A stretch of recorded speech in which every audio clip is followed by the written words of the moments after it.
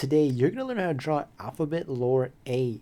If you enjoyed this video, be sure to like and subscribe.